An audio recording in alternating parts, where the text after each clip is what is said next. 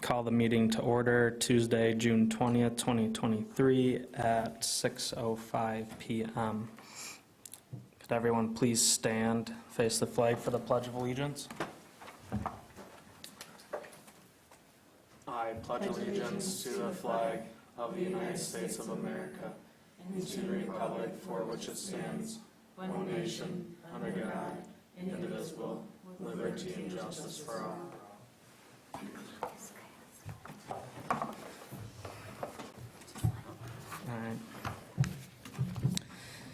All right, Susan, could you please do roll call? Layton. Here. Welch. Here. Stuzinski. Here. Andres. Here. Reardon. Here. LaRose. Here. All right. Agenda, is there any conflict of interest? All right. Could everyone please take a minute to look over the agenda so we can get an approval?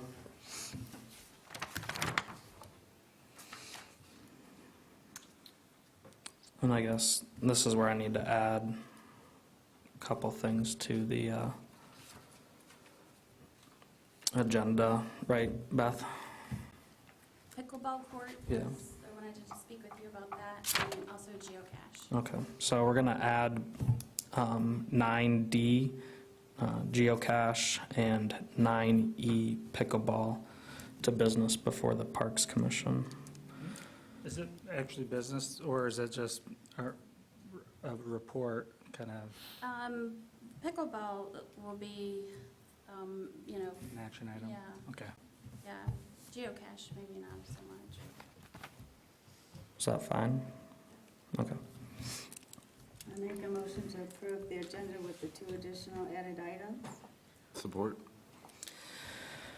Motion by LaRose, support by Reardon, for the approval of the agenda for Tuesday, June 20th, 2023.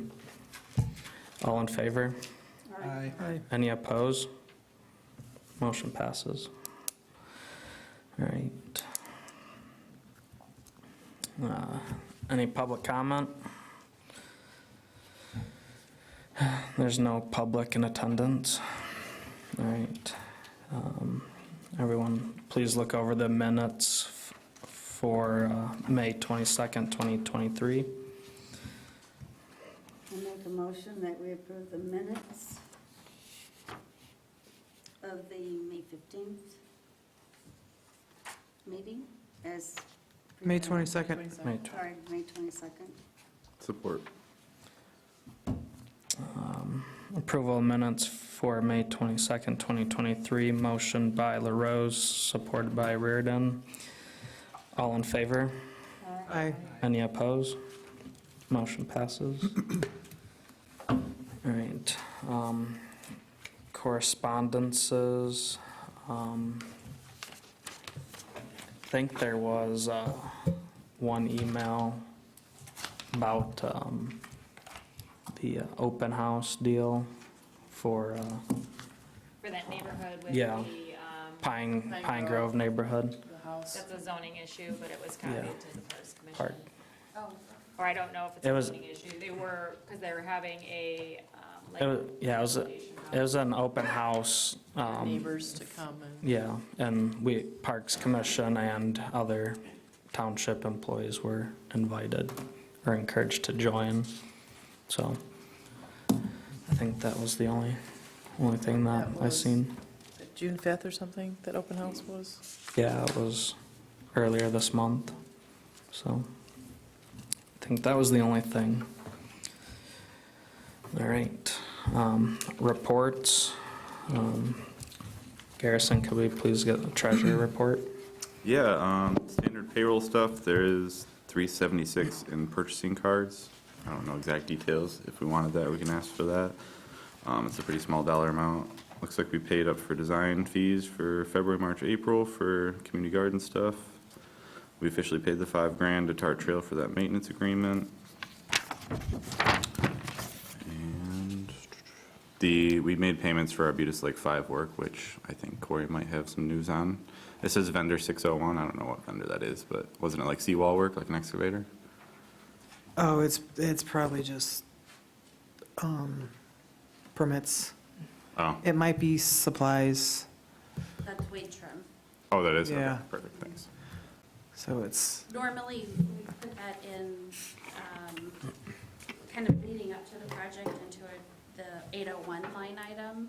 And I'll just work with the accountant and see where he wants me to put those for the rest of the contract. And we'll either keep them there or we might move them back. I was just trying to get some of the all the Arbutus costs together for this fiscal year. Sure, so, yeah, those were my only notes. And I can get you the detail on the supply line item too. If they want it, that's, I'll just email it to you. okay. Does anyone have any questions on the treasurer's report? All right. Susan, do you have anything to report for the community garden? Yeah, I'm gonna talk with Corey also, because we did meet and we started the ball rolling on doing, on those line items for the management piece. So Corey, you wanna say a little bit about that? What we worked on? Sue and I have a lot of homework to do. Yep.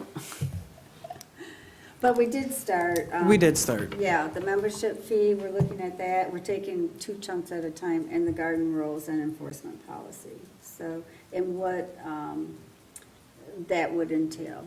So we are starting that. So we'll meet again next week. And so we gave ourselves some homework so we can get it done. Yeah. Okay. Basically, I went to the board meeting last Monday. The Spark grant was on their agenda item, and so they just wanted some clarification and some questions answered. And the board did have some very legitimate questions. And one of the statements was, this is going to take a lot of work, there's a lot of details. I was like, yes, you're right, and we have not worked out those details. So, this is the day-to-day. So we got a plan. Now, the Spark grant, in my notes, I had the 2 different phases, a phase 1 and phase 2. That's not what's going in. It's the original before it was breaking into 2 Yeah, plans. if everyone read the- They look different. If everyone read and what we approved off those minutes last week, so thank you for those good minutes, it says specifically. It does, the original. Yeah. But just, nothing is, there's not less of anything. It's just, Not in the 2 phases? it's not in 2 phases, but the 2 phases, the design was different from the original plan. Nothing is missing, nothing is lacking. It just, where this is a few lines, this is a circle. Well, and with the 2 phases, that was with the strategy of, having It is. to raise Right. money, but we're applying for the The- full. Yeah. Well, I would encourage you for the Spark grant not to get weighed down in that. The biggest thing is Right. the dollar amounts. Right. What it looks like and what gets done with the dollar amounts can still be determined if we get the Spark grant. Mm-hmm. So, I'm writing it for the whole project. It'll include various things. Here's a preliminary drawing of what it looks like, Mm-hmm. and they're not gonna hold us to Yeah. a circle or a line, I guess, once we get that far. You know, and it brought up a good point, meaning, I know we can write our reports to the township board and what we're doing, but it sure would be nice if maybe we go back to having some kind of verbal, physical presentation there to have a little spiel, if it's even in the township board minutes anymore, that you can be able to get up and speak what's going on. So the format that we have now is every quarter is a reports meeting. So rather than have Would be good to- somebody present a report every month, and oftentimes not much changes in a department within a month. So we do that on a quarterly basis. So our next quarterly meeting is in July, and would be happy to have you there. Or October, obviously, is the next one, and that would probably as well be a good one. I think based on your Parks and Rec plan too. So I am suggesting that we do that, and whether two of us show up or minimum one of us, that we need to do that. And you know, how this whole Sparks thing, it was just so fast, so soon, you know, that, because I would have liked to have been there, and I just sort of, how it happened, it happened. My inability to be there, which could have helped answered, you know, some of the questions that were there. But going forward, we need to really put that in, either we start in July or we start in October and show up for the Township Board quarterly. One of the commissioners did mention that he wished that there was more communication between the Township Board and the Parks Board. And he's not And wrong. I can't help but agree with that, so. So I'm just putting it out there. And they do get a link for your minutes in every board packet. Yeah, but, yeah, it would have helped, but. So his complaint or concern was, what's going on with parks? We never know anything. We don't hear from you guys. No, Is that kind of what it was? no, yeah, well, I don't, it wasn't a complaint, it was recognizing that, you know, what I felt is he would like to see our faces. Well, I Okay. mean, if Is there it's at something the- that we're not doing now that we've No, done in the no, past? I don't know, I just think it was just like a personal desire to feel more connected to the parks. Okay. Because I don't feel very connected to them either, so. True. Well, they're the superior board, so, I mean, if they want to see us, they need to tell us that. Well, I'm not saying any of that. I'm just saying, for me personally, I would have felt better with this whole presentation that we had already been in good communication. Somehow, maybe we could have taken that opportunity the last quarter. But I think going forward, we should, and we will, make a presence on at least minimum the quarterlies. I would hope we will. So, just trying to fill in some blanks here. So it went in front of the board, and that the board had questions on it. So they didn't, you know, approve or, No, it was a. It was approved, Yeah. so we got turned in for the Spark grant. it did. It did. Well- But they posed some very valid questions, which Sue and I explained to them that, yes, we know, and we have an action plan. Well, we could certainly update them too, because we're gonna get the feedback from the DNR on the Spark grant, and they're gonna tell us certain areas to improve on too. So maybe we could fill in both, you know, the blanks for both.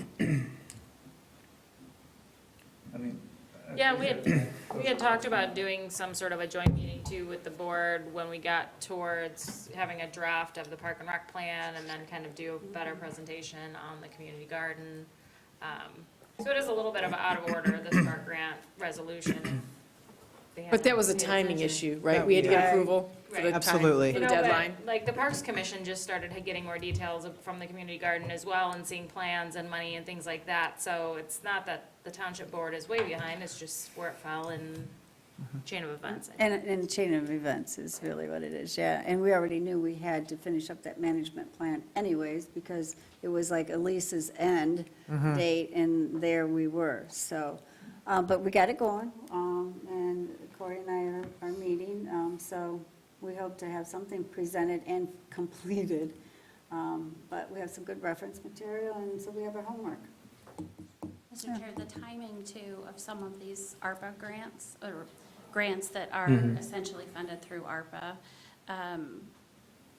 the timing is fast and furious with some of them. You don't even know they're coming, and then everything's due in 6 weeks.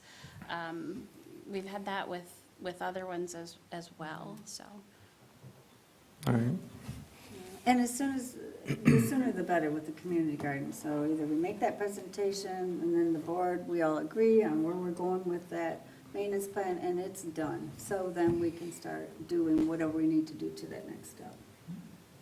So we need to try to do something for the July meeting, Well, you thinking, or? I'm thinking that Corey and I are gonna continue with our list to get through that management plan, because it's pretty vague, and get that completed. And I don't know, what date is that July meeting? July 10th. Yeah, so, Is your reports meeting, we can submit written report, You can submit written as well. and then if somebody is there, then they can give a verbal report? Yep, so, one of the things like planning and zoning does is they have an annual report every year now. It's a little different with the planning commission, their annual report is required by statute. But then what they do is, update that on a quarterly basis and just submit that. And they may verbally, you know, 2 of those times, but, actually I think they have every time so far, because we've had something else on the agenda that they've had to be there for anyway. But if they weren't, they would just submit that into the report section in writing. In the past, we had a representative at every meeting. And then we kind of changed the format, and I think what happened is we just kind of lost that personal connection. There's a bit of a disconnect now Mhm. between the boards. I don't ever recall there always being someone at a meeting. Oh, I remember we sat down and be like, okay, I'll do March, I'll do April, I'll do May, I'll do June. I was gonna say, I'll help to organize it. I can send out an email about July's meeting if someone wants to go. Otherwise, it can be it can be written, and if somebody shows up and wants to verbalize something too, right, at the meeting, then, Or you know, send whatever fill you in. have And Yeah. for 7/10 and then October 9th. and then, do you compose those quarterly notes then? I can. Or if there's someone on the Parks Commission that wants to make sure it's all there. You know?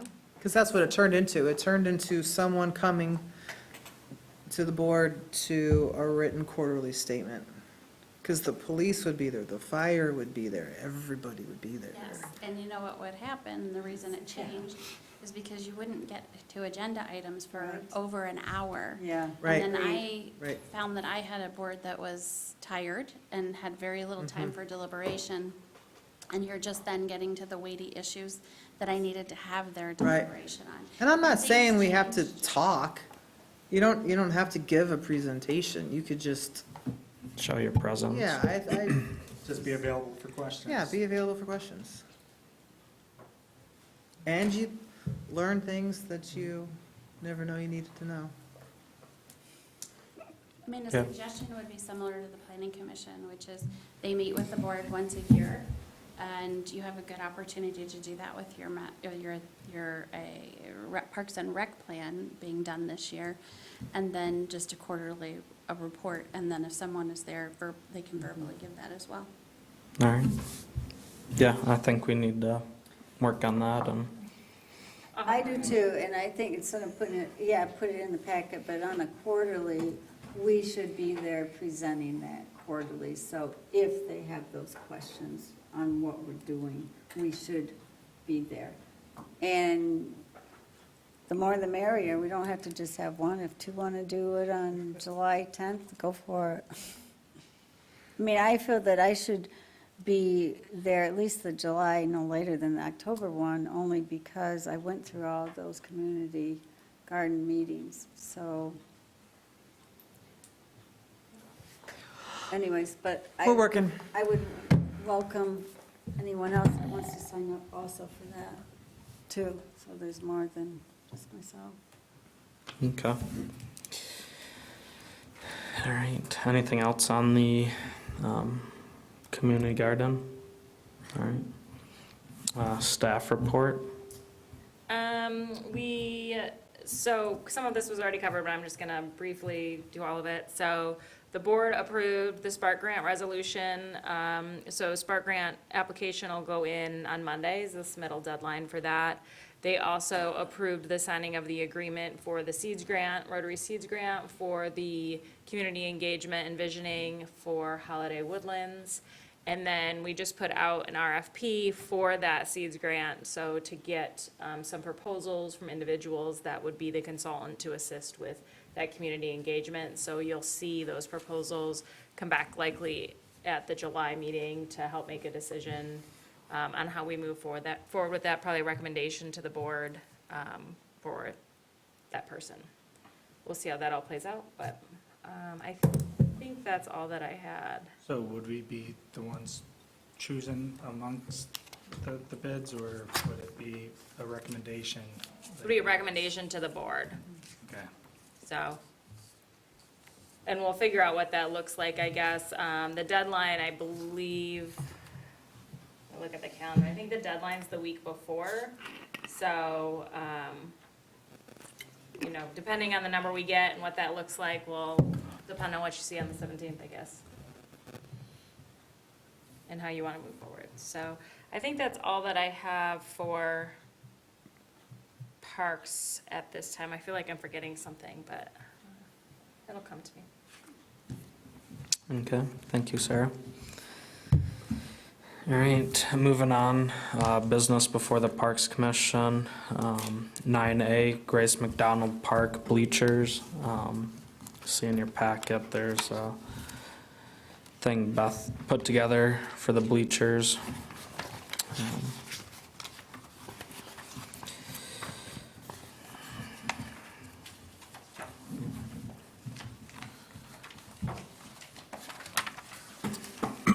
Looks like there's a description here, and then meeting with the sales rep, building and ground personnel. Looks like they recommended a single plank steel underframe powder coated aluminum planks are recommended. Looks like the price was $3,650 for the bleachers, and then there's also one in here for the player bench. It's 15 feet in length. There's two on the field, one for home, one for away. Looks like the price for each of those was $1,599. Then there would be a $1,200 shipping. With it only being 4 rows, that puts us good with not having to have like a backing, right? Wasn't that something we found when we were walking through Grace McDonald, is that it's also, the current one's too high to not have like a backing built onto it? Right? Yeah. Yeah, that's, from coming from the insurance side of it, so I don't know, as far as the township's insurance provider. Yeah, I can double check with them before placing any order if you choose to order, but I will tell you that all of the vendors have the very same specifications for with or without the backing. And this one was chosen specifically for without the backing. It's the one that mimics most what's there. It is a little longer width-wise than what's there, but there's enough space there to handle that.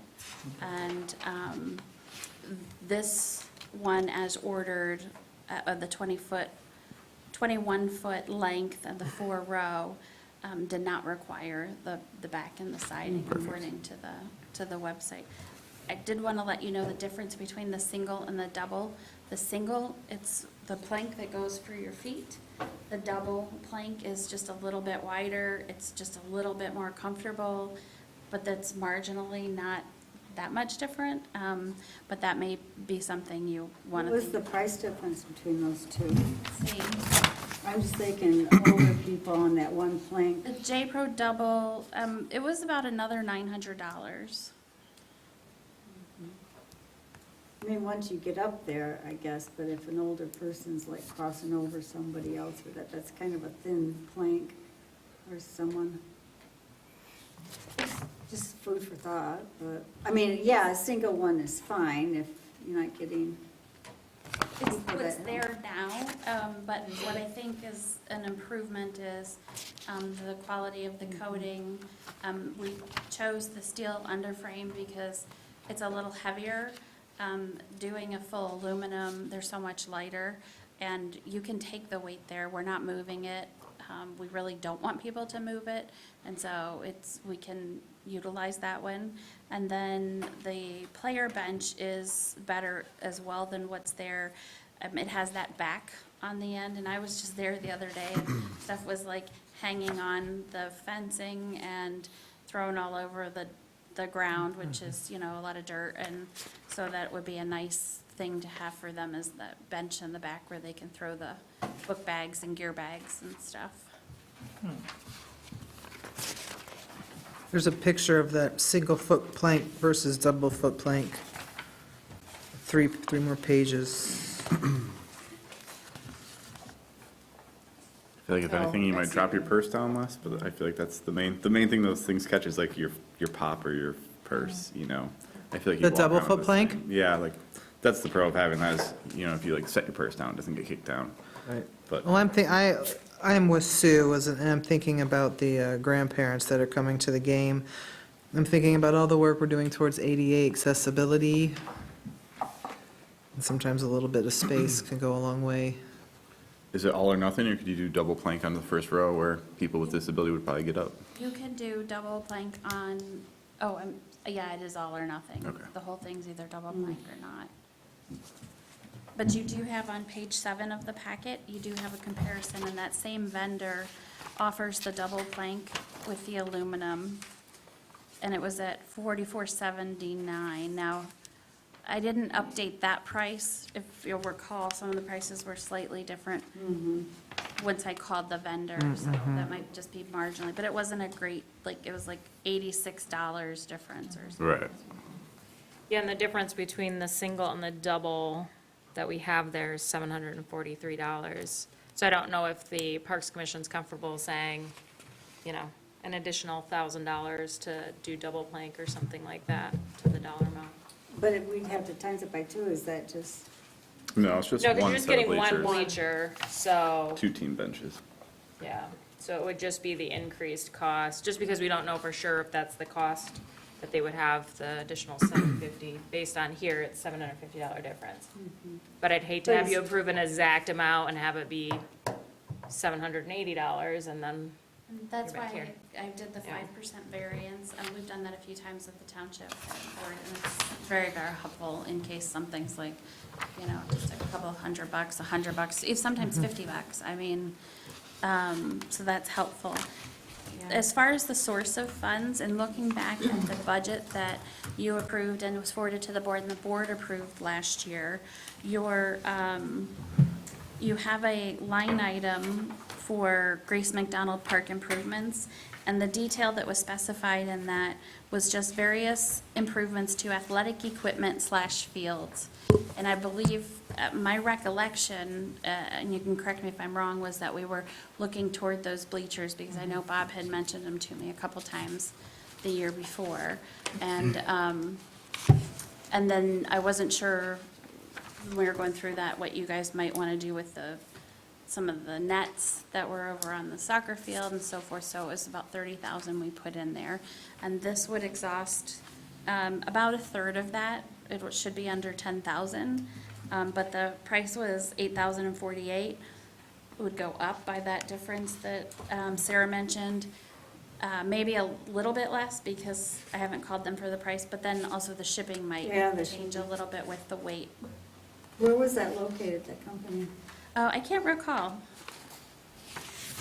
I mean, for 1,200, but they might have that where you can't just pick it up, you know what I mean? The shipping was something when I first started ordering things with regard to parks, that really catches you off guard. I'm trying to remember what the first thing was. I was like, really, for shipping?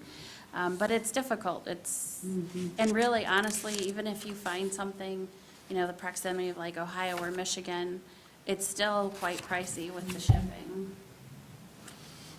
So is that price, that 1,200 for the shipping, is that in addition to, or are we thinking max 10,000 for if we do the two-stop plus the shipping?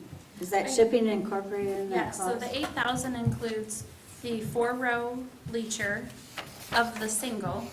So you would want to bump that up by, say, probably 1,000, I'm guessing, by the time you adjust the shipping. And then you have 2 of the $15.99 Yep. bleachers, so like 1,600 twice. And then that shipping for the 1,200, so that's the 8,048. So yes, I do think that 10,000 would completely, definitely do it. And actually, I think more like 9,000 would. Right.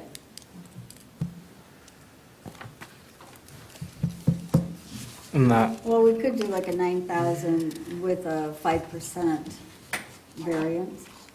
Contingency. Yeah, variance. And then we're still talking powder coating the, Dark Okay. green, I guess. yep. Does anyone else have any questions or concerns about the bleachers? Well, if you're looking at, a 10,000, like a $9,000 expenditure, what's $800 or $743 to make it nicer, the double? That's kind of Yeah, my, you have to it's kind of my thought. If you're looking at the value of the Yeah, whole right. expense, what's $800? It's worth it. Yes. What's the lifetime expectancy? You know, I Well, don't know the answer to that question. But it's aluminum, isn't it? Yes, it is aluminum. So- These- Years, it'll provide years. Years. I'm just thinking like kids, like sitting with their parents and, they like to go. They'll crawl under, yep, yep. And grandparents will be there. Specifically his kids. They do have the option, obviously, you can see of an all aluminum or an all steel, and then the powder coated, you can not get them powder coated.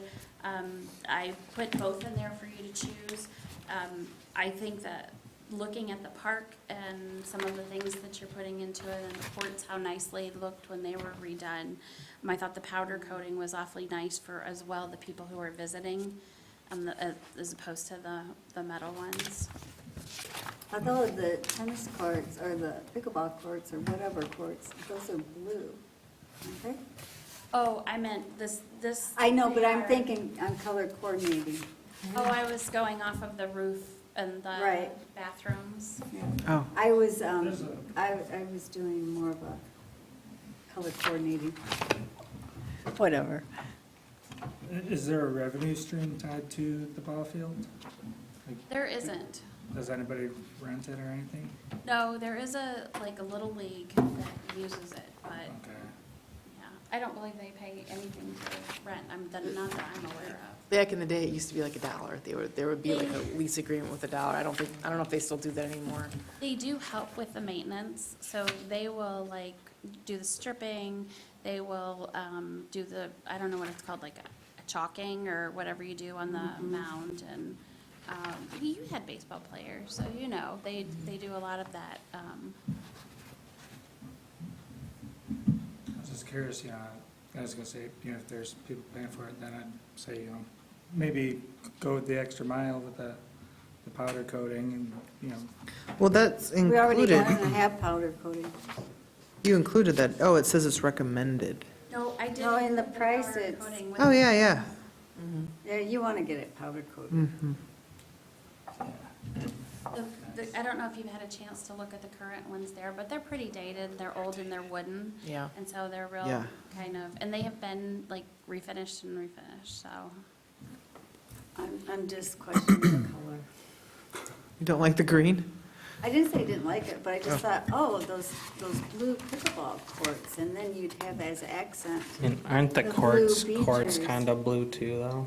Or are they green? the what? The courts, aren't Yeah, they? that's Isn't what I'm there saying. blue? I tell you what, I promise we'll take the chip over and make sure everything. joking. You can ask Leslie in the office whenever we have to do colors on anything. Everyone here, almost everybody opines in on what color something should be, so. Does this company disassemble and remove the current bleachers? That's a question I don't know that our buildings and grounds person asked so astutely, but I will find that out. Well, I mean, or should we keep them and move them over to that side field that we eventually want to make somewhat nicer, as opposed to throwing them away? If there's some value left in them, That vacant soccer/football field. but if it's going to be a nuisance and they'll pack it up and take it, I see the pros in that too. I don't know. I can check and see what's included and let you know that. They might be getting to the point where it's not very safe too, I don't know. Yeah. Yeah, true. Yeah, if we're replacing it because it's not safe. And Sometimes what we've done is we've either disposed of it, or if it has any remaining useful life, we will put out just an email to other townships to see if they have a use for it. We actually have sold stuff that way to other townships. If you look at those bleachers, I really wonder if they have much useful life or a value left on them. I have not sat on them, so I don't. Yeah, although maybe the frame, I guess if you think about the frame, I hadn't thought about that, but, so we'll take a look at what disposal options. Well, I think we should make a Yeah. motion for approval of the bleachers as it's presented, but with the amount, and we're gonna do the, what's it called, the two? We'll do double footing. Yep. Just so that'll be the only price increase, so we'll increase budget to 9,000 with 5% And variance. possible With shipping 5% increase. 5% variance. Mhm. Is that your official motion? That is my official Support. motion. All right. Motion for the bleachers and bench for Grace McDowell Park made by LaRose, supported by Reardon. All in favor? All right. Any opposed? Don't you do a roll call vote? You have to do a roll call vote. Oh. All right. It doesn't, Uh, roll call. No, we can It does or vote on it doesn't? like that if It's we already in the choose. budget, you don't need a roll call. It's already in the budget. All right. All right, on to cornhole. All right. Okay, motion passes. Now, did Leslie approve the green one, or did you look at the blue? Blue is my favorite color. Maybe just think about Leslie will the pick blue. the color. I make a motion. Just All flip right. a coin. Fine. Oh, I My think it'd be favorite color is great. So orange. you'll see the blue, Orange. orange, oh, no. But you see the blue pickleball courts, and then your eye will catch those blue bleachers off in the corner. Oh, well, we'll move on to the corn, All right. cornhole. Moving on, business before the Parks Commission, 9B, Grace McDonald Cornhole Boards.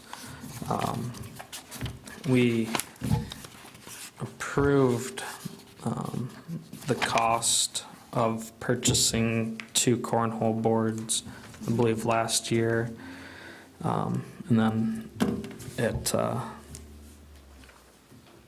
those weren't purchased because we were trying to figure out what the best surface would be to mount those boards to or set them on. So we did the parks tour and it was brought up. So now we're bringing it back before the Parks Commission. It looks like for the sets, we're to not exceed $4,500, which we approved already. I don't think we need to reapprove that. I think we Have need, those prices changed? Yeah, I did get a new update, and it is 2,400 and 1,750. So, you're good, it's close. That's for a set too? Well, oh no, wait, I'm so sorry. In 2021, it was $795. Yes, I'm so sorry. There's 2 different options. If you remember, these were gonna have the East Bay Township logo placed in the concrete. And we can either do that with, just a stencil in like one color, and it's $17.58. Or we can have 2 colors, but they can't gradiate. If you look at our logo on the meeting agenda packet, they can't gradiate that blue.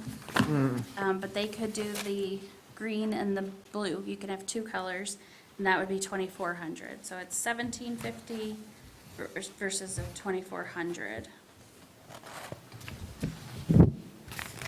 1750 was with one No color. logo? Or Or that's no one? logo. 1758 is with One color? one color. And we can do that, like, we've had, black sweatshirts that just have an all-white emblem. So we can do that. We would probably do it in like a black color on the concrete. Or I see that color concrete, whether or not that's worth it. You know what I mean? Oh, the actual concrete? Yeah, you can have that color and then do the other color, and then you're still getting a 2-color logo, but paying for the 1-color I logo. think they actually kind of stay like a gray, a dark gray, light gray, tan color for the whole piece.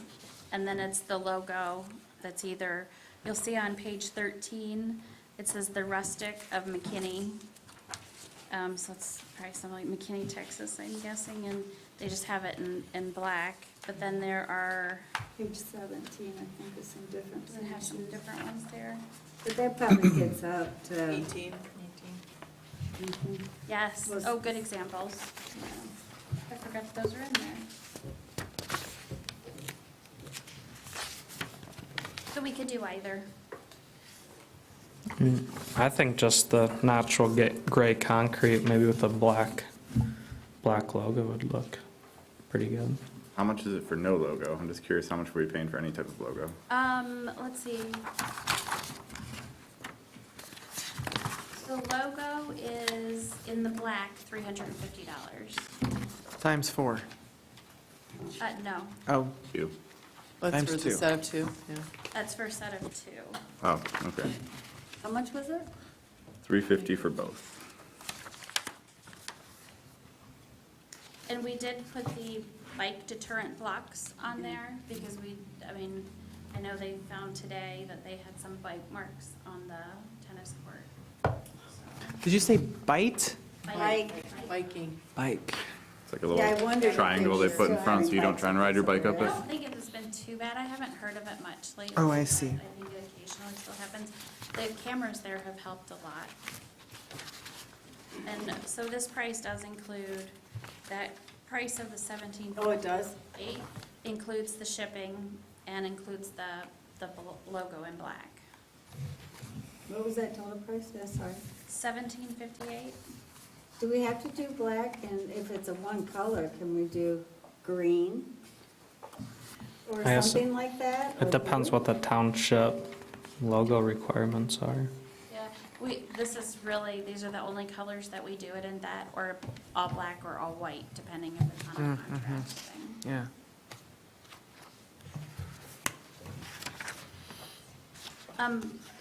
So, in explaining a little bit about this, you're right, you guys did see this before, and then I was looking into the surfacing for you, and to an ADA compliant surfacing, and that's where I left the ball drop on this one, is when I got the information back from Wade Trim, and, so what they took a look at was obviously a crushed aggregate, it was just very similar to what's out there now. If you remember when we were putting the parking lot in, it was a little bit last minute. We had some crushed aggregate in front of the courts, but it didn't go all the way over to the bathrooms.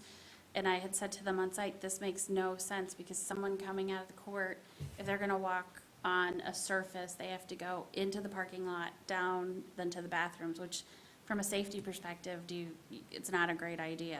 So he needed to get all the way to the bathroom. So we did aggregate all the way across there.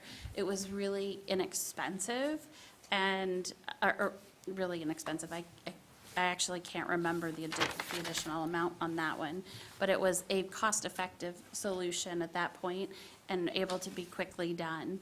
The part that's not great about it is we do have weeds that come up through it consistently and constantly, and have to address those. And as well, the landscape architect who works with Wade Trim that I talked with, he used to live in Traverse City. He's now downstate with Wade Trim. And he actually plays this game quite a lot. And his thought was, well, you could use something crushed. It would be ADA compliant. He said probably the game players would not particularly enjoy You're it. gonna Just get the dust from that. dusty and That's dirty silly and so to do forth. that, yeah. So he suggested, you could put like a concrete pad out there, obviously, but he suggested the concrete aggregate, which you have a sample, just the look of it, on page 11 of your packet. And so that's what I included in there for you. I haven't gotten any prices, but one thing I did take a look at the time was, as long as you're putting this in there, the size that's available next to the tennis court, and it's already all but cleared. I mean, Right. I'm not even sure we have to take down any trees. If we No, do, I it's don't like. think Because it's so. basically where the horseshoe pits were, right? Exactly. Yeah, and But- it's quite lengthy, but, As long as you're putting it out there, I would make it a length where you could have a tournament if you wanted to. That's where our bleachers can go. So while you only have 2 games out there, you could still, people could bring like 2 more sets of games because they're mobile. And you could organize a tournament, or an association could organize a tournament or something like that, but it gives some options there, which I thought would be pretty good, as long as you're putting it in, why not, you know? I don't see too many of these at area parks in and around Traverse City, but I'm not the official expert on all parks across the county, so. So is a thought possibly doing all concrete, the straight length, and have it so it's wide enough so that others could bring their cornholes? Yeah, yeah. So just make it all So it would concrete be straight across? pretty much concrete, like a concrete rectangle Rectangle. there that would go the length of the tennis court. I have to do the measurements again. I feel like we Right. did look into that before, and it seems like the length of that tennis court was just the length that we would need, and then the width was right about where we were open. So it was very nice.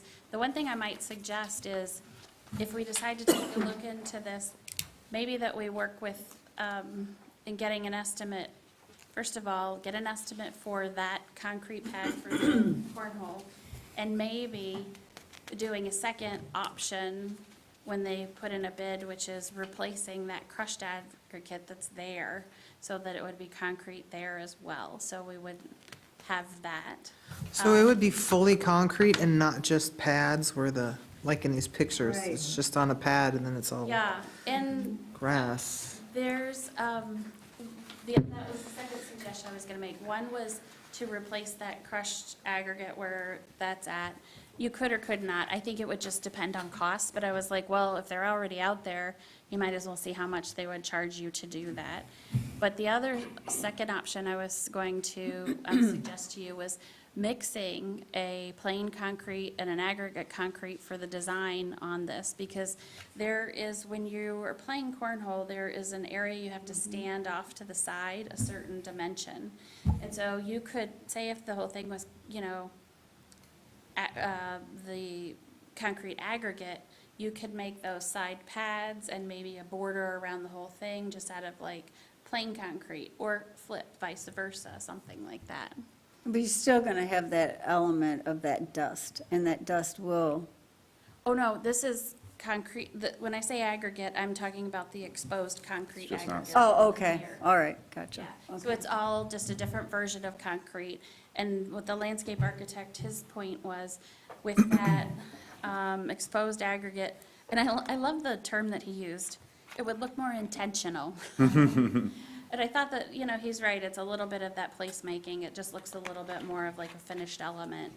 And I like the photo that shows, I know we can't get it yet, but space for like a gazebo.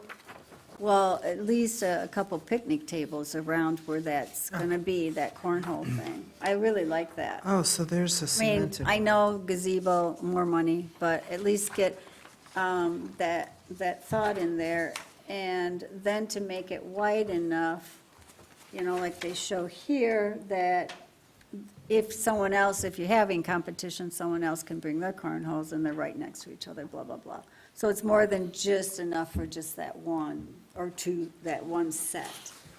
So I guess in taking this a little bit further, I don't need a specific action from you tonight, because there's not any amount or any, you know, RFP that we'd be generating or anything like that, but just let me know what you're thinking about the ground cover and what you'd like to see. Do you want it to be just big enough for 1 or 2 games, or the tournament size? Are you thinking, you know, the Well, when you're- aggregate? We're just doing one set? Where you would approve 2 sets. Okay. So 4 Two total? sets. Yeah, so Yes. 4. Or total, oh, okay, I thought we were just doing 2. Okay. okay. When I was No, envisioning. I didn't know we were sets. doing 4, but yeah. We're doing 2 sets, so 4. Would we, would, I don't even know how to phrase my question. We would do the cement aggregate, the concrete aggregate, from bag to, they're not the bags, but the cornholes from unit to unit? This would all be Well, his suggestion was just doing something similar like what you see here, where it would just be all the concrete aggregate. Right, but if you go to the pictures, They have like grass in between two patches. yeah, they have, I like this big picture on the upper left where you've got the space to stand. It's on, Oh, I see. it'll be on something, but then there's grass in On between. page 12 of it. Yeah. right? Yeah. And we, And then on the bottom, you can see like the full length being, Yep, you've got one of each. Yeah. so one thing to consider is we want to make sure it's ADA. So I don't know what the grass covering is, but that doesn't mean the whole thing has to be concrete. Maybe it's, you know, where the concrete board is and then back some from it. I don't know, you know, we could We could reach look out to at, the, yeah, because I think pretty much their turnaround circumference of all that ADA things. we Right. Had that, it was like at least a 48 turn, at least. I mean, we almost need solid surface all up there, because it's all currently sand, that's kind of what so. I had thought, but I agree with your, you know, I love the grass idea. The problem is we don't have irrigation right there. We do have irrigation in that park, but not right there, so we'd have to run irrigation over, or you're not really gonna get the grass that you're gonna wanna see. that's true. Like this. And so the reason I'm suggesting a mix of concretes is to warm up that space and not make it like this big, It's like a sandbox right now. Yeah, that's Kinda. what it It is. is very sandy right It there. really very is. sandy. The other thing too is like you're gonna do two sets and you're gonna have a little bit of room on the side. And then there's so the tennis courts are on one side and there's trees right there. So I don't think you're gonna have much more room than what we're potentially planning with the two sets, you know what I mean? Because otherwise, if you're talking about making it bigger on one side, then you're talking about removing some trees. And there are like the Don't wanna big do pine that. trees right there. We don't want to do. No, I know. So I think We need so to then go you've out got, and so then in remeasure. terms of the surface, if you're doing the exposed aggregate for the both sets, I mean, then you're, you know, stone's throw away from all the pine trees that are right there that we don't want to touch anyway. So there's your green, you know? And there's where the picnic tables can go. Yeah. I thought there was a drawing in here that gave what length you needed. I think it's 27 feet. 33 feet from hole to hole. if memory serves me. What is it? when I looked at You just From the 33. holes, You it's just 33 post it. feet. when I But looked that's at not like the front of the before box. McLeod, They go, the boards would go, they would go parallel to the fencing, the wood fencing. So you're set. So you're facing the tennis courts?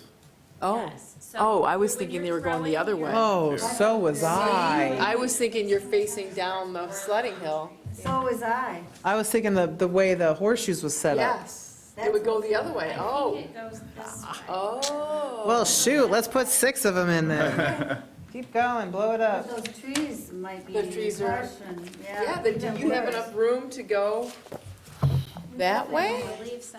Okay. I know, like I said, we'll be double Yeah. checking that, but I just wanted to get some idea of a direction from you on the footing and how to proceed with that. I think if we did a mixture of concrete and that exposed aggregate surface and maybe made it all solid surface to where we can have our concrete boards plus people can maybe bring another 2 sets or so, or even any other yard game, you know, that requires a length of distance, you know, like ladder ball or, you know, maybe incorporate some benches or something. It'd be like a yard game area. I'd rather spend more money making more usable ground space than necessarily fancier individual boxes. Yeah, Fair, yeah, same here. If people are really serious about cornhole, they're gonna bring their own boards anyways. Right. right. I mean, if you set it up for that tournament, you know, you might have, you know, 6, 8 boards, you know, lined up and. And I'm trying to remember, I didn't think it was gonna run parallel with the parking lot, but, it seems to me, I know for sure where we were thinking, at least I was, along, you know, being parallel with the tennis courts, that was pretty level back in there and pretty sandy. Long and, it seemed to be long, narrow, and sort of level. I'm not sure though, have to look on the way home maybe, there was a little more variance, running parallel. Which, I mean, Plus, we don't want to take any trees on, but again, just have to measure again. So this measurement, the 33 foot from hole to hole, well, that's hole to hole, hole to hole, what's the width the boards are like 4 feet. of that would be needed? And then in between, it just, I think it's like a 3 by 4 foot is like the box, the foot box, I think roughly. It's about the, and then you have to have space on either side of those. well, yeah, like so, that. yeah. Almost So it's about the same, additional. it's about this, it's about 3 cornhole boards, you know, side by side. Your box is about this, I think a little bit wider than the cornhole With board. ADA considerations, reading our results from our existing parks, at least one 60-inch diameter minimum turning space complying or a T-turn shall be provided. So 60-inch minimum turn radius, if we're going to look at that, So you pretty that you much, can get from, what's that, around the bags. Well, if you make them extra wide on the sides, where you could place 2 more boards, there's plenty of turn room on the outsides. And yeah, we cover our ADA, big violations at our biggest park, seems like a no-brainer. So I think I hear you telling Beth that you'd like to see concrete for all of the space between the boards and where you're gonna stand. A mix of concrete or textures potentially, if that's a viable option, and then to make it ADA accessible as possible. So working with this disability network probably would give us good guidance on that. Right. And then she can come back with kind of a final plan and rendering and what that looks like and cost for. Right, and try to sneak in the pickleball court's bathroom path. Yes, that is an option, yeah. Would you like me to put that as a second phase that they could add onto the bid? yeah, an additional cost to do it while they're there. Yeah. You can, but the whole park needs it. Yeah, you can. And then maybe we'll go from there. Hopefully, there's enough space for all of that to run that parallel. You know, Before we with the get two. Too So- far, too, though, I'm just kind of remembering, I think a lot of that money that was put in the Grace McDonald budget was probably for wood chips. That too, we don't have a grant on that. Our grant with the PAR plan is for cameras for Arbutus. So, they're, Yeah, we can just see how the money works out. We'll figure out how much this will be, and then I can check with the chips as well. and you know, I'll add to that. First time I've been to Greenfield Village this past week, and oh my gosh, we need to figure out as board members, any grants coming through, we need to do that for the public, our playground. Those children need those rubberized surfaces that they had there at Greenfield Village. And I know they're costly, but I was right there playing with those kids. It's perfect. And now I can understand why. You know, if you had a little child, yes. The rubber, It's the rubberized surface. They're wonderful, so if anything, I'm pushing our priority for this next year, any grant that we can go for to put it in there on every single one. And we need it in all our parks, wherever we have playground equipment. It's that would work so nice nice, it's to tie in- clean, it's safe. To tie in the ADA. Oh, you guys, we have to do that for the kids here in this township. It was beautiful. It's Can you do it great. retroactively? Pour it in after you've Wow. built the playground? I don't know. It's I'll just wonderful. That'd be a nice little, I'm trying to see Project. what I can figure out. Yeah, I don't know what the kind of options are with that. Because I was thinking about that when they were talking about for the cornhole, maybe a poured in rubber. It's like, well, if we were gonna do that for the cornhole, how do we get it on our playground too? yeah, we really need to do something with those surfaces. I mean, I think all of us would agree when we visited, they're bad. They're bad. And to put a wood chip down, that's just second I think I have some second to none. training or certification coming up for that stuff, so I'll be in a good network of people who would be in the know of how to do We something. really need to do that. I mean, if we look around the different townships, they're coming up with that surface. And I think ours are equally as nice, but we need to be doing some upgrading. That would be definitely a need. Yeah, all right. Well, Anyway, yeah, so I guess we need to move forward with the cornhole board with what Sarah said. I think we're on the same page with allowing Beth to move forward, maybe get some prices on that.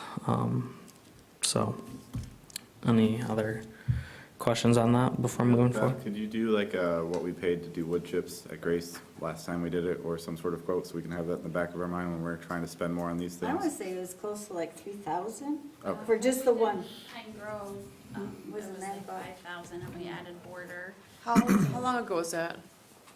Oh, gosh, 3 years maybe? Okay. I can't recall exactly, that's just. Didn't we get a grant for that? We did. Was it this, that special type of wood chip, or was it just? It was what they recommend. I mean, there's pros and cons to all of the different surfaces out there, and one of the things you need to talk with a salesperson about is where you're installing it. So, you know, are you next to the water? Are you in sun? Are you in the woods? All of them will have a different, you know, Environmental wear and impact. tear for the surface. Different types of equipment too. Yeah, well, I don't know how that is even, is that like a carpeted type thing that they put down, or is it actual like a machine thing that hardens or? They call it poured in place, so it Oh, I comes see. out as a liquid and it solidifies and it has Okay. a cushion. It was wonderful to walk on. I mean, there's, there's pros and cons to that too, because, after so many years, it loses the Sponginess? sponginess. But I'll tell you, we have the poured in place at our Twin Lakes Park, and that's like still going strong. Like, it's awesome. How long has that been? That's been there probably 20 some odd years so Wow. far. All I can say is, boy, once you as a human being step on that, you go, wow, this is great. And as a parent, like, there's no dirt, there's no, wood chip sticking to your kid's knee. But, yeah. All right, so we can look into that stuff and get some prices on wood chips and whatnot. Moving on, business before the parks, 9C, Gen Parks improvements.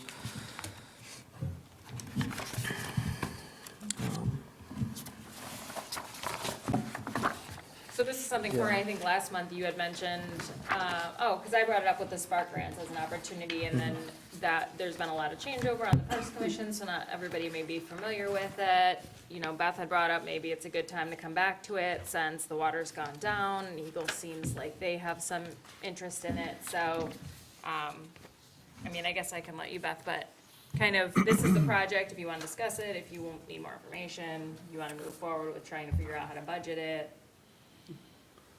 So I don't have the site plan in front of you, but essentially what it did was, we had a resurfacing of the parking lot, so just an improvement there, and that needs to be done anyway.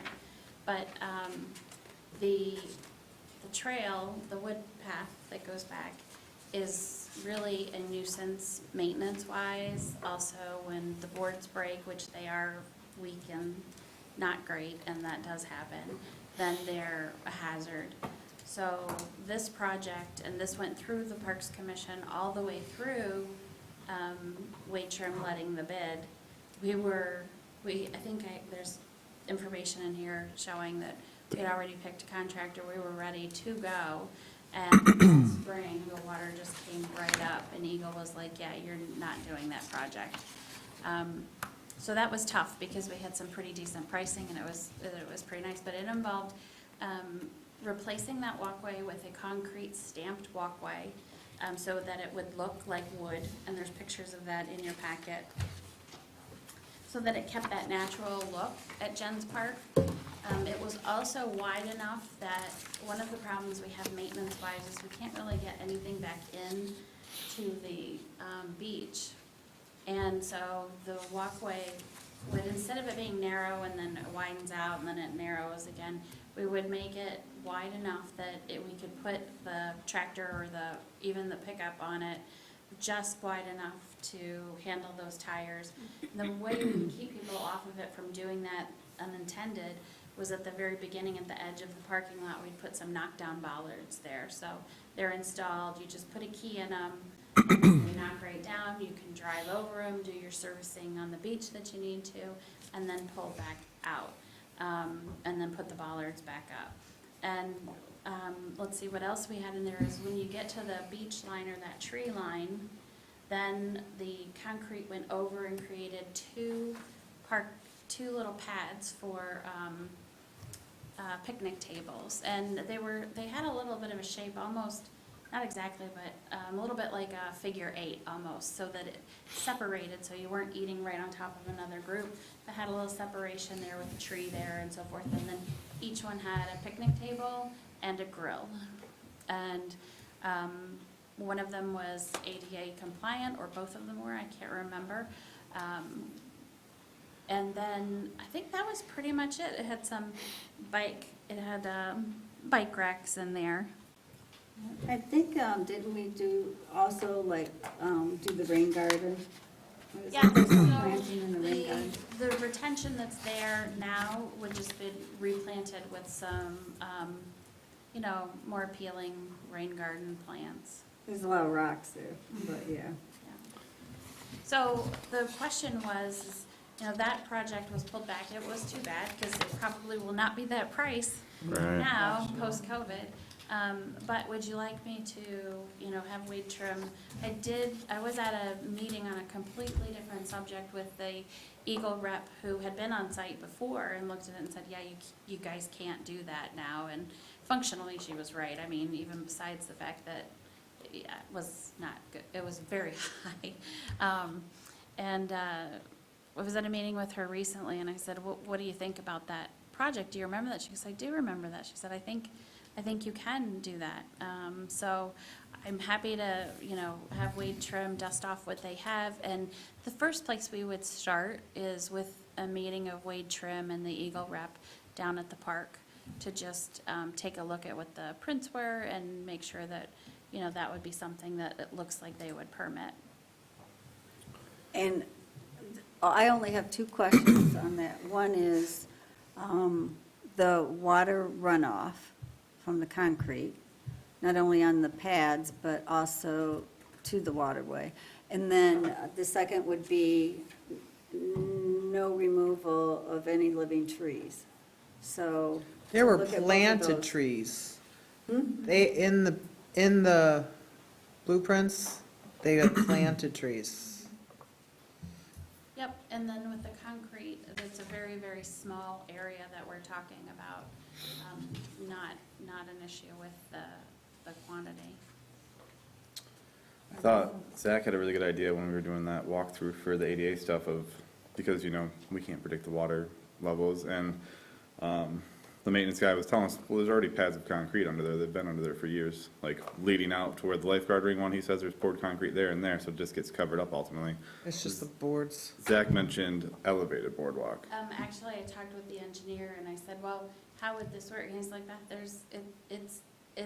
you have some height differential there, and that's in the plans already, so.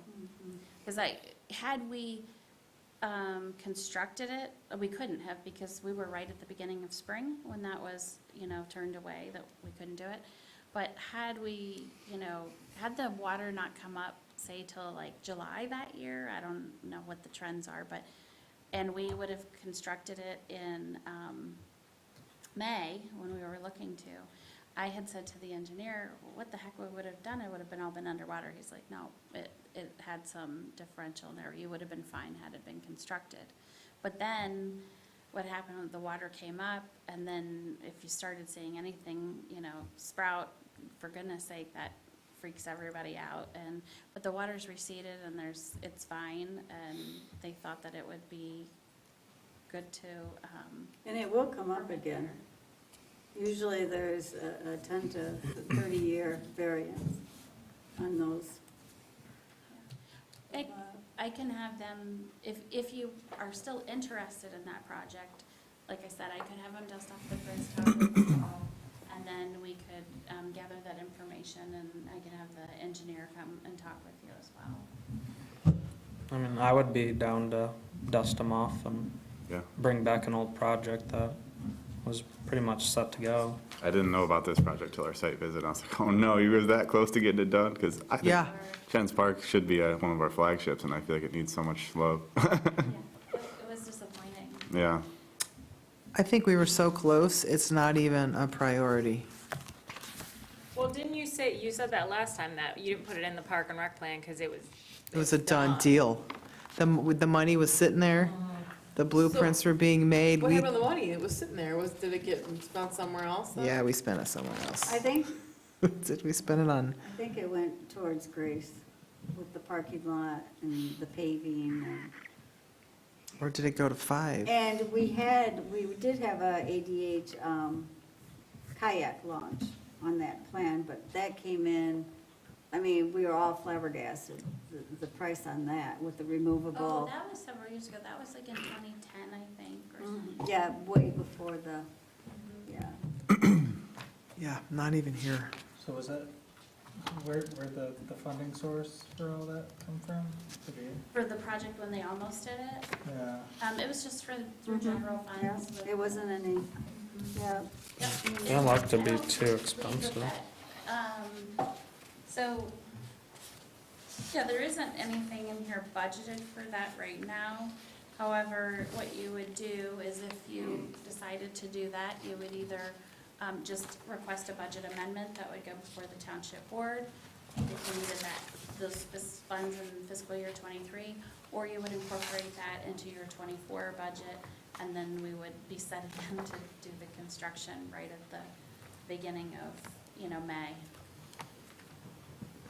The other thing is too, you could potentially, depending on how fast we could find out the information and bids, I suppose there's possibly an option of, a late fall construction, but that's always a little bit tenuous, so.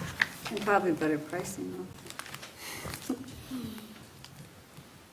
I mean, I would think by the time Wade Trim gets with Eagle and all of that, that's the end of the summer already, Yeah, we are at the end of June already, aren't we? Right. Yeah, we I are. hate to- But everybody, it's a busy time of the year to get everybody together out there to do that, and so it would be, funding wise, I would think it would be next year, or, something like that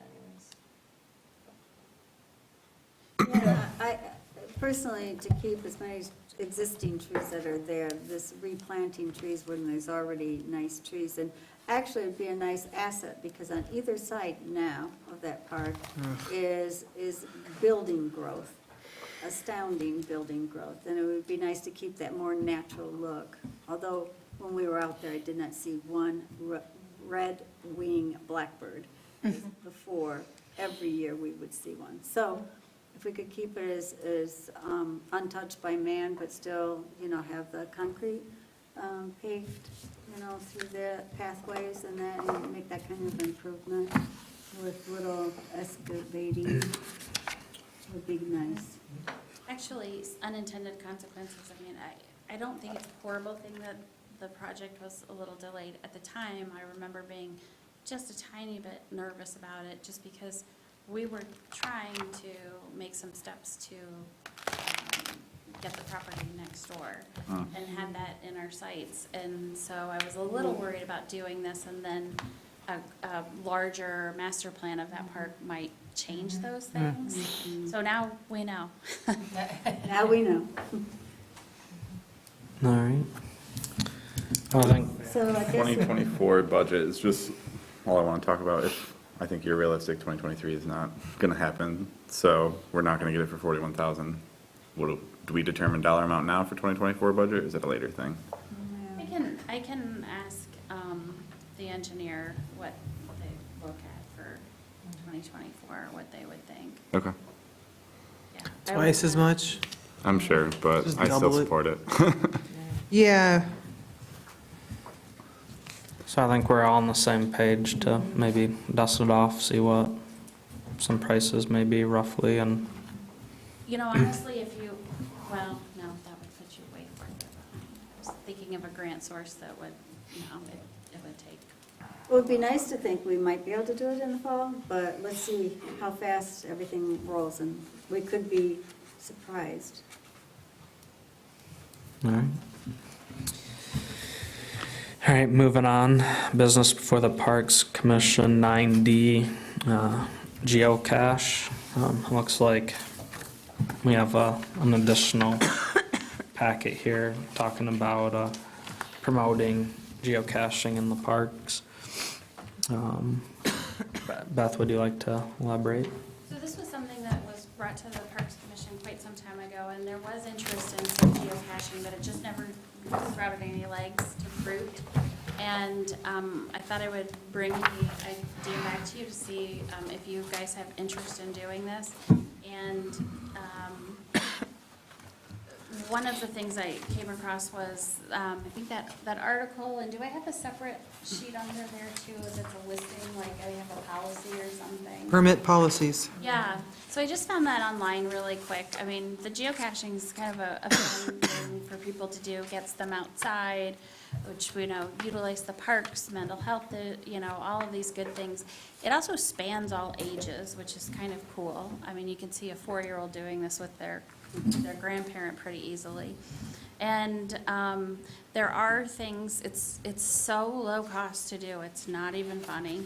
A quick, simple policy like that, creating a cache, and caches can be different sizes. You could have one that's like the size of, say, like a military box or something like that, as long as it's waterproof. And what people do is they use coordinates and clues to get them to near the geocache to try to find it. When they do find it, the honor system is you take one thing and then you leave one thing. And for the most part, there are some that are a little bit different, but and then there's also these, I brought these to show you, there's also little things called micro caches. And you can use little things. This is just a tin that's used, and this one is a super small tin that was given out at the MTA conference from mints in it, teeny tiny. You can do micro caches too, where someone has to find one. And I was like, well, what do you put in a micro cache for people to take, But you could do something as simple as some cool beads from like Joann's, or, just a little token. Really different things they will put in them. You could find, like in a larger one, you could find a rubber ducky or whatever. On this one, it was so small, I thought, what could we do? You could do some stickers, or I just, as an example, just to show you guys, I did 4. These are just really positive sayings, positive, family-oriented sayings with quotes, and just kind of, did them in a small font and popped them right in here. It's kind of a neat thing, to do. And it's a little bit fun, so I didn't know if you wanted to do that. We have a little bit of capacity to help with it, but not a tremendous amount, so if anyone's, very interested in it, it would be a little bit like the little libraries and having somebody, kind of help shepherd that along. My interest may grow in that direction soon. We're gonna be doing something in the county related to geocaching soon, and I've been interested because we actually have the second oldest geocache, I believe, and that's on Power Island. Oh, cool. Oh. So what's the purpose now? You get those little tins, like I see one's an Altoid little tin, so you find, you would, It's a container, it just is a waterproof, durable Okay. container that can be left wherever you hide it, and you do hide it. There, you don't just like, you wouldn't get the new bleachers and put one right on the new bleachers. You might take this and Velcro it to the bottom of a bleacher, you know what I mean? I mean, the thrill is finding it, and then, And then how whatever's do you inside get- is, how do you get to find it? How do You you know that there is one? It's GPS location, so like you're on a website and you see how many are in your area, the whole family gets, I did it once as a kid in my hometown, and it was really fun, and I went to parks I'd never been to before. Yeah. We just all hopped in the minivan, drove to some random spots, they're like, oh, it's like this, and it says something about, an elf house or something, so like, you would get pointed in the right direction, and you look and like, okay, well, that's out of place, that's a box. Then you'd open it up and it had a bunch of funny notes and goodies in it, and we'd leave something, take something. There's one website it's called geocache.com, and that's where you log them in. So when you find one, you don't have to, but you can go on there and log and say like, hey, I found this, it was a great cache, or something like that, or, found it and it really loved the sticker. Then they also have these things called like traveling caches, and they have a SKU, or I don't know if they're SKU or whatever they are, but you log them in. So say like I go and I pick up, it'd probably be bigger than this, it'd probably be a normal size cache, and I would pick one thing out of it and I'd be like, it's a travel coin, a geocoin. And you log it in and then you can see it travel. So then I would take this and then maybe next time I was in West Virginia visiting my family, I would drop it at a cache there and someone else would pick it up, log it, and then you can see it. So we were odd things that makes family stories too. We were on our way from one West Virginia location to another West Virginia location. 3 cars, the family going from one place to the other to a funeral. And my son or my husband wanted to stop for this geocache. So here we are in this field near an old church with fences. And it's like, guys, it's like 20 minutes, we have to leave. And they're all like, and even the grandfather was out there, oh, we can find it, you can't leave yet. And so we still all remember that. But we found a coin with that one, and it was interesting to watch it hopscotch around the United States. So is this through a website, or is there an app for your phone? You can get an app on your I would bet phone. there's an Okay. app night these days, but yeah. It's pretty innocent fun. It's just some fun.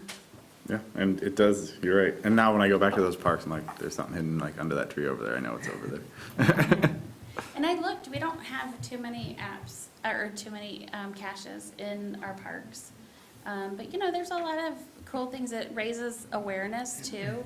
So like, while I didn't know that they had a cornhole game here, or pickleball courts, or, things like that. Or someone from out of town not realizing, right? Yep. I mean, we can make it themed at East Bay Township Parks, and you can make it a game. You find one clue and it leads you to another one of our parks, and Some people are like super serious about it. Yeah.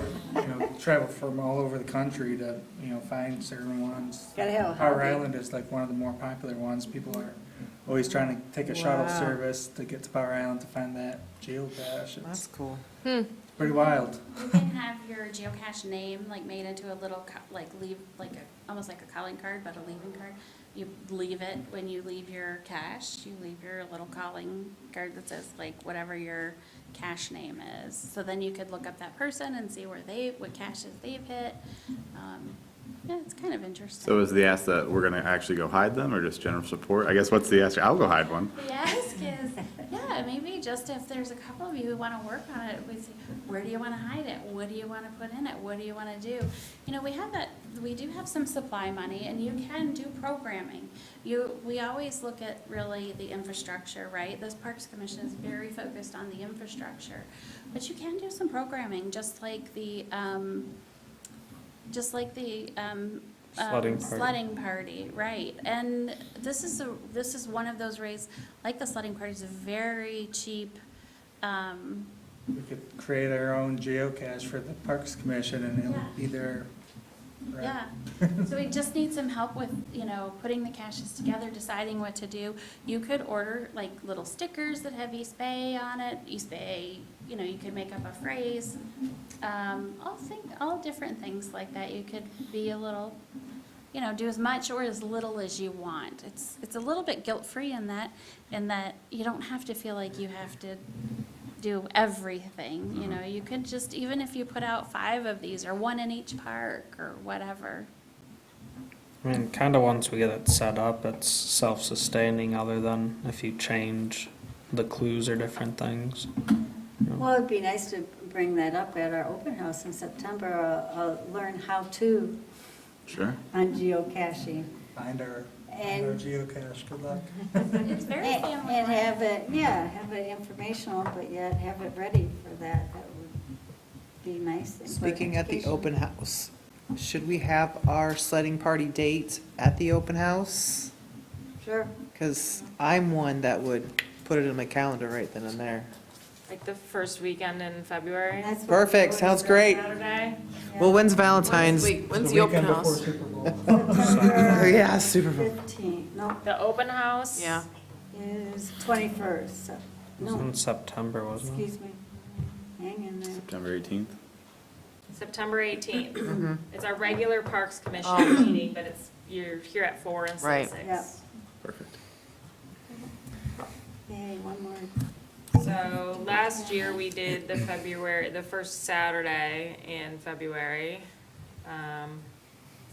We for could that. have a ground. Which I guess we could talk about, it's maybe on our next agenda, Mhm. picking the date, and then, I was thinking about that, because when you were talking about supplies, I was thinking, if we do the date, it'd be nice to get, kind of a banner that you could put in Grace McDonald, like in December, before the snow comes, so people are anticipating it, Mhm. you know, coming up with some of that supply money too, or something, but, yeah. That took me down a totally different road when you started talking about it. Yeah, I just, You too, Corey, we were. Yeah. No, I guess specific with the geocache, if you're interested, then we would just come back with maybe a simple policy like that. We beg, borrow, and steal off of other municipalities all the time. We'll just steal somebody else's policy there and bring that back to you guys, and then maybe some ideas of a couple things to do, and then, so people are currently possibly doing it, we just don't, as the township, have a policy on it? yeah. But where does this Yeah. policy go? Oh, it just stays with the township. It's a real simple one, and all it Or says how do is, people know the policy? just like, how do people know there's a fireworks ordinance? I mean, If they care, they'll look. Post it in the park I mean- too. Yeah, I think that would. Oh, we can put in our triangle that we never do anything with. Yeah. I mean, would it make sense for the geocache, to maybe have, if there's a couple members that are interested in this, kind of having, I don't wanna call it like a subcommittee, but maybe like a little working group to talk about kind of organizing? Like Yes. what that would look like to come back to the Yeah. whole and say, we kinda worked through this, what do you think? And, does that make sense? yeah, I think that'd be great. Yeah, Yeah. I'm- Do any volunteers? I know, I'll do it. I'll start looking into it. Okay. Maybe we can collaborate Good, but, next meeting. but biggest part of that is how you're gonna educate Sue this. specifically. Yeah, I could be the guinea pig. Well, give me about 2 weeks here. Well, I can't wait for the presentation, so I can take notes. maybe I a think it would video, be who fun. knows? Well, and Is I this would your just- first I'll try to time? organize you It would guys just to be do it. something we put on the website, right? We would just, Yeah. and- The newsletter. we And at the park. We could also, I don't know if you remember, but when we did the Explored East Bay, which was just a self-guided tour through the parks, I think the newspaper or ticker, I can't remember which, picked up on that too. So that's something that you could do a press release to. It might go nowhere, but it might go someplace. And two, if we just have a little snippet to share, I know like, you know, I'm on Facebook, I share stuff that's fun to do out. And I know Zach does sometimes too. You can always share it personally, as well as the township could share it through more formal channels like a press release. I mean, geocaching is a big thing and people are always looking. Yeah, if you hide them, I mean, they'll come. If like, you- once it's entered into the, system, people are looking for new stuff all the time. So, I mean, you don't even need to let people know they're there, they'll find, They will come. well, once it's on that database, it's anyone in the country. Yeah, we're surprised with a lot of the phone calls we got for it, so like it's a real thing. Like it's, We just gotta set it up, so, okay. So maybe some of us can do some research and get some kind of group set up to make that happen, so, all right. Moving on, business before the Parks Commission, 9E. Got some pickleball stuff I think Beth would like to talk about. So, the pickleball, group or association is pretty loosely organized and, they have, it was always taken care of by Grace McDonald, as you can remember, which was awesome. And in her absence, after her, passing, Sue Leisure has kind of championed that and give her a lot of credit in doing that. And they just have, let me know a couple things going on over at the pickleball. So for example, one of their nets wasn't working as well as, we had ordered a couple years ago, 3 portable nets when we redid the courts. The tennis courts, we had them paint the pickleball to add double what was there before. And so we got some portable pickleball nets, and they worked out well. They loved them. And so they had 3, and so I just ordered a 4th one for them. So you're just getting that one. And let's see, they would like some shade. They used to put up like a tent thing, but they used to anchor it down into the actual court. And I said, you can't do that because, we had to have them come and repair the court. So they would like some sort of a shade structure there, which makes a lot of sense. I mean, that's actually an ADA issue as well. Some people can't tolerate that sun. So I looked at a couple different options with Sue today that might work there. Some of them range as low as like $1,200, $1,000, $1,200. Some of them that are cantilevered over might be, much, much more. They run in the range of like about $7,000, more like heavy-duty formal shades. So we're not asking for anything with respect to that right now, just letting you know that we're researching some of those shade ones. If it does end up coming back that, something really inexpensive and reasonable can be used, that's within my spending discretion and I can do it under buildings and grounds. But if it's something that's more like a major purchase, then that'll, be coming back to you. And I think they would eventually like a more permanent solution there, so. I'd rather do one permanent solution than buy a new shade tent every 3 years. Well, don't they make those canvas, like, people, Sail sun, shade? yeah. That's exactly what I was I mean, That's what we were looking at too, triangular shaped, and you can hook it up to the existing. corner poles. of the fence. Yeah, I mean- that's what we were looking at too. I think if you spend decent money on them, they're pretty, durable, so. I was gonna get with our new buildings and grounds guy and see, go over and look at where we might have options to fasten it and see what we could figure out. How high is that fence over there? It's pretty Quite high. high, And yeah. I'd say it's 12 foot or more. I wonder if you could just go off the top there. Some I areas. don't know. I know, they do make, if you go online and just search tennis shade, what did they call it? Tennis shade, I don't know, I call it like a cabana or something, but that wasn't it. Actually, it hangs right on your fencing, and it comes off with like an awning. That's what they call it, tennis shade awning. Oh, yeah, I see it here. And that was really not very expensive. I think it ran in the $650 range. What's the life? And it attaches right well- to that fence. This Yeah. one was saying 400. But it may not be the depth that's needed too. We have to Right. take a look at how the sun goes and where it hits. So we'll be doing some investigating into that, looking at the shade. The That's sail really shade- neat. The sail shade options, and then the awning option, and then as well the cantilevered option too. And they even have like, the awning looks like a regular awning and it attaches to that fence line and then they have like a bench underneath that. Perfect. But we've got to check on the depth because Right. their benches don't go all the way back to the fence either because there's a rock line there, so. We just have to check to see if it works. And she was gonna take a look at that today. I just met with her today and taking a look at those. But just letting you know that shade is one of the priorities that they would really love to see there. And I think it would make a huge difference for them. We did get some new, they have a squeegee. You squeegee them off within the rubbers on the squeegee needed to be replaced. So we ordered some more of those. They have a lock that goes into their shed.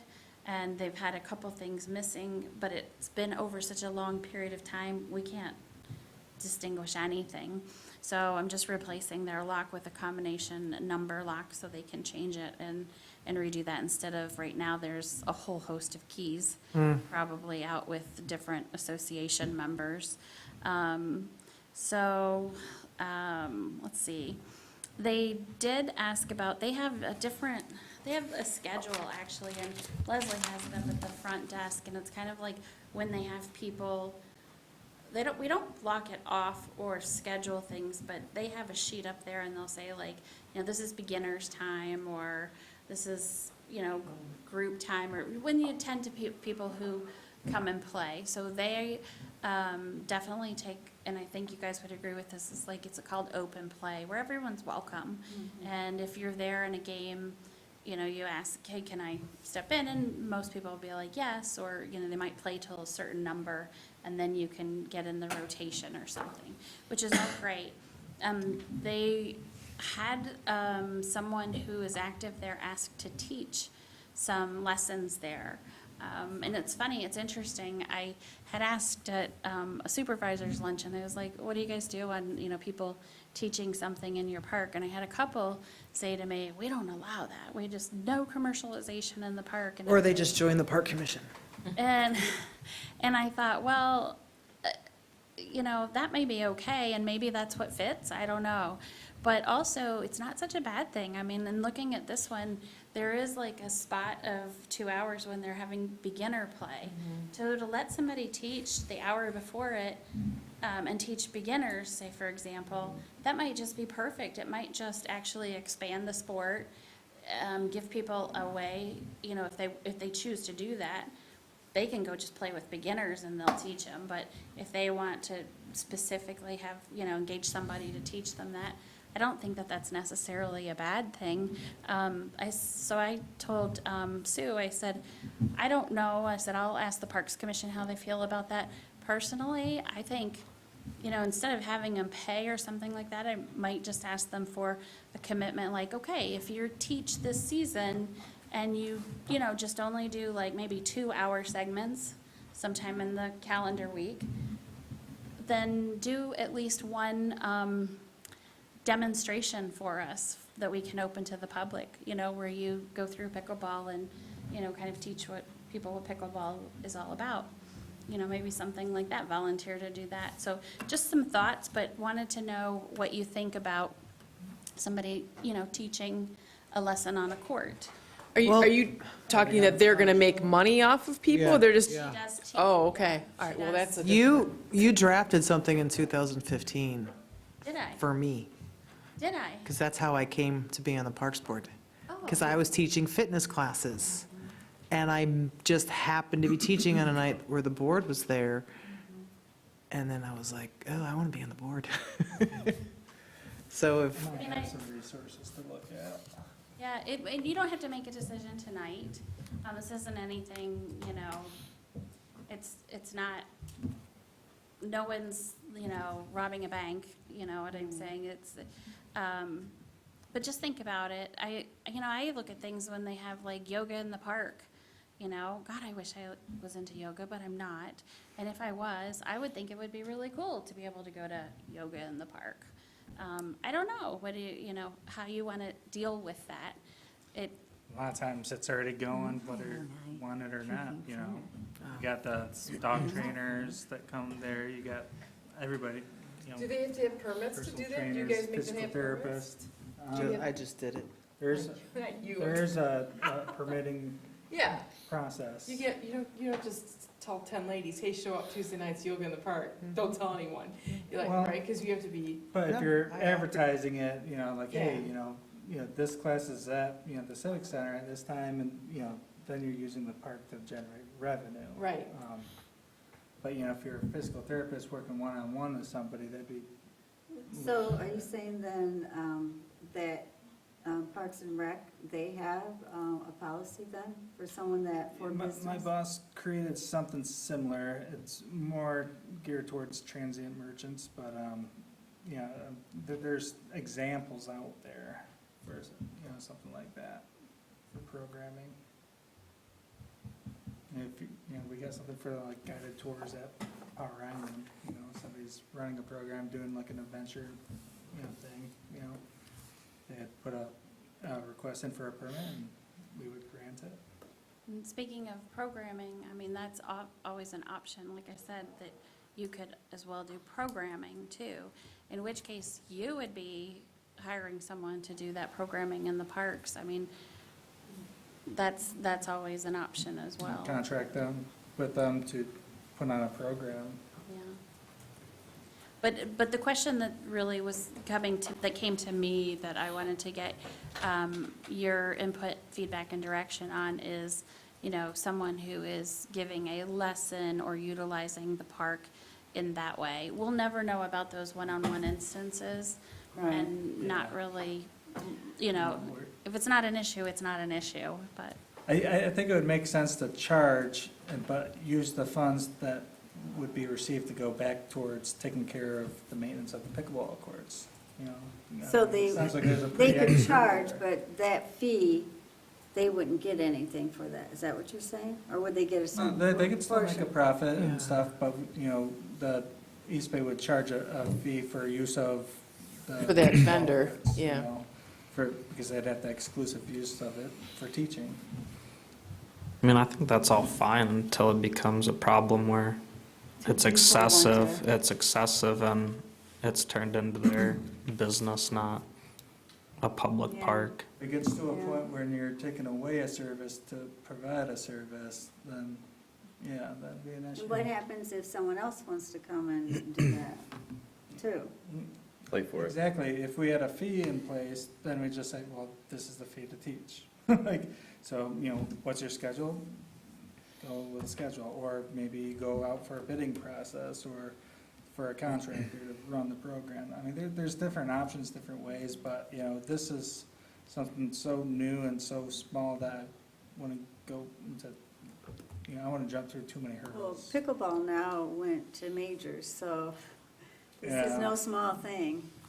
I mean, we probably haven't had any issues yet, but the group already organizes within themselves of regular players, but my concern would be is I decide to go play pickleball and I show up, on a weeknight and, It's after work and they've already got these big things planned every day kind of thing. Is it to the point where like all the courts are taken up for this, or? No, I think she just teaches like individual lessons. Maybe she okay. teaches a couple people at once, I don't know, but I would think it would just be one court. And I don't mean to open a big can of worms, because you're right, all of those things are happening in parks all over and they're making choices. We really haven't had, it's not like we have a lot of people calling us and asking us about that. We do have some small instances, that aren't a big thing, but this specifically was asked of me, is like, can somebody use a pickleball court to teach a lesson? And I was like, well, that's very interesting. Let me get back with you. Yeah, because even the old Walmart or Kmart there in Acme, those are gonna be indoor pickleball courts. So, Open to the It's not going public, or away. you have to pay to play? oh, I'm sure you have to pay to play. I mean, I think like the Y, they offer, lessons, but they are an employee, to be able to do that, Mhm. I mean, Y. I'd be curious what the demand is and how many teachings is done a week or a day and what the demand is, kind of thing. I think when I was talking about it, the board had mentioned like $5 a year, but then I had to do some sort of volunteer work to, And if we go that route of, pay to play or whatever you want to call that, it should be looked at every year, because you don't want like that one group or that one to have thinking they have it forever, and then you got someone else coming in, that wants to do the same, and then you got this problem. And you might choose not to do anything. This is just one Yeah. person. This was It's a just good a very point. specific question that was asked of me in a very specific way in which they were teaching the classes. We do know that occasionally other things like that go on. I've been contacted that someone was gonna take a lead hike of senior citizens through one of our properties. And I would assume that that's like through maybe the senior center or NMC or something like that. And another one that was like an NMC class or whatever, but it was like an individual and maybe like two people, on a hike or a kayak ride or whatever. I'm like, so, I know people who might be interested in fields, right. but, if the field demands anything like pickleball, I don't know. I don't play pickleball, but I know that it's like a big growing thing, so. It is. They're majors now, so. The other thing regarding pickleball that I wanted to talk with you about is when we had the courts resurfaced, that work is guaranteed for a year. We've been a couple years past that now. And we do have about 3 areas, I think it was 3, that are showing some bubbling that are around a post. And we asked the contractor to go out and take a look at it. And I think they found like 2 other spots. And they said, really, they should be cleaned and those spots addressed. It was $26.50 to do that, and I did talk to them about the cleaning, and it is a particular way in which they clean it. It's not just taking a power washer to it, because you can damage the quartz. So they have the equipment to clean it, and the ability to, yes, it was 3 areas, three areas needing repair. And so that was $2,650. And like I said, that's under $3,000, which I can direct, but that would hit my maintenance budget a little bit hard in the Buildings and Grounds Department. So I wanted to see if there would be some affinity to do that, and we would do that through the. The 30,000? I think, I believe that that's going to be of the best interests of everyone, is to take it from the 30. And when we're doing our budget, we should annually allot for that. We allot for the snow removal on the Tart Trail, but because that cost a lot of money, that pickleball court, so we should maintain it, because that's going to save us in the long run. So if that needs to be done on a yearly basis, cleaned, because remember, before we had that, Bob was always complaining about the black mold, the mold that was growing on there, and it got slippery when it was wet. So I'm sure it's still getting some of that, but we need to look at that to keep that in Well, the as a basketball courts budget. too, then. Do we have any And I reports? don't know if that price included the basketball courts. I didn't ask Hentco that. Hentco is the company that we use to cover them. They are pretty much the premier company around. If you ask anybody that has tennis courts, pickleball in the area, they use Hentco. He was extremely knowledgeable, and that's who we used when we got the grant. And I'm trying to remember, I'm pretty sure we must have had a bid process through that, and I think that they were the only ones to bid, but I'm stretching my memory too much with that. But he's who I called just to make sure that what our timing was on the, any guarantee. And I knew it was pretty far back there, but I thought I'd give it a try. Thanks for the try. Yeah. Could we split that with you? Or if you do want to budget something annually, like we could put $2,000 aside and have buildings maybe cover any variances from there. Yeah. Or we allow lessons to take place and we use. I know Brian's always trying to get the money going. I like it. Obviously. It's the ownership in the courts that I like, No, I agree. Enough on lessons to cover that? To be quite honest, Garrison, it all comes out of the general fund 101. And Sure. it's not as if you guys have, you do have a budget, but you do have funds and fund balance as well. And so it all is really in the same pot of money had in to the ask. general fund. But I appreciate that. That is, Or if we made it a line item budget, we could alternate basketball court one year, pickleball court the other year. So like every year, he's coming out looking at the basketball court. The next year, he's coming out looking at the, I think you're better off cost-wise just to have them do it all Okay, at fine. the same time because of just the mobilization and the equipment. oh, okay, And yeah. so if you would like for me to get this done, I would work to find a day when he can get it done, when he least impacts the current players out there, or, get a sign so they know what days that it will be done. But if you want to leave the amount, I'll figure out what the basketball is on top of that. So if you want to authorize the $26.50 plus the cost of the basketball if necessary. So the basketball court, so the pickleball court, it will be slick if it rained or something like that, and that's what they're concerned about. The basketball Well, court, it's bubbling now, too.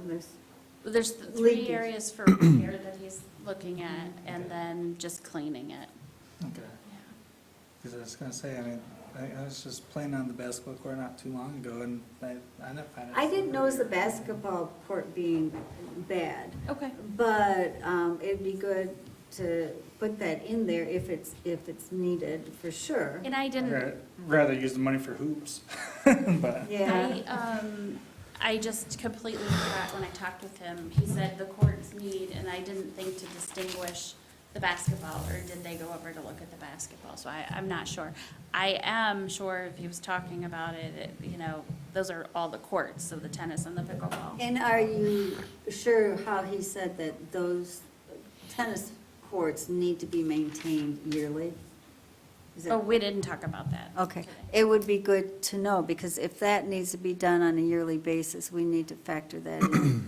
Yeah. I Always. don't recall that when I did speak Okay. with him in detail when they installed it. I But think it would be he- good if you could find out. Wasn't the cleaning guaranteed for a year or something? The work was guaranteed. Oh, for the a work, year. okay. How many years The has it initial been? work. It's been a couple. It was when Jake was here, because he was our intern who wrote the grant, and he did a nice job with it. Yeah, so that would have been, he 3 left. years ago? 3 years ago? In 2022, I thought. Well, yeah, 2022, but he worked for Beckett Raider for a year and a half before that. So it's probably been 3 or 4 years, I would guess, at least. That sounds about right.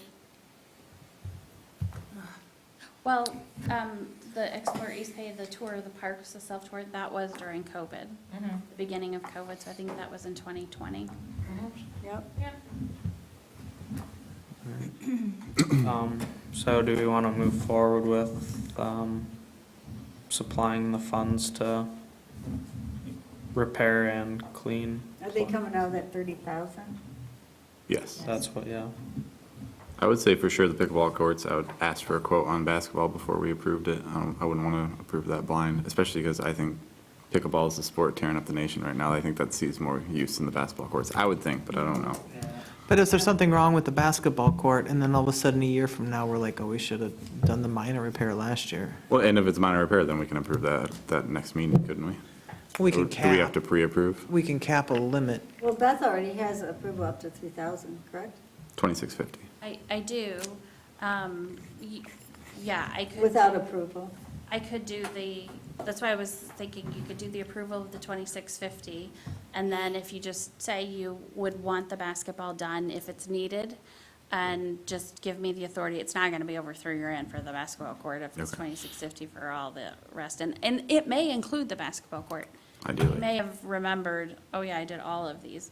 It's just further away and down the hill a little bit, and I don't know, so. Well, can we put a cap like 4,000? That would include the tennis and Yeah. possibly, if that existing bid doesn't With like a include the basketball. 5% variance or something.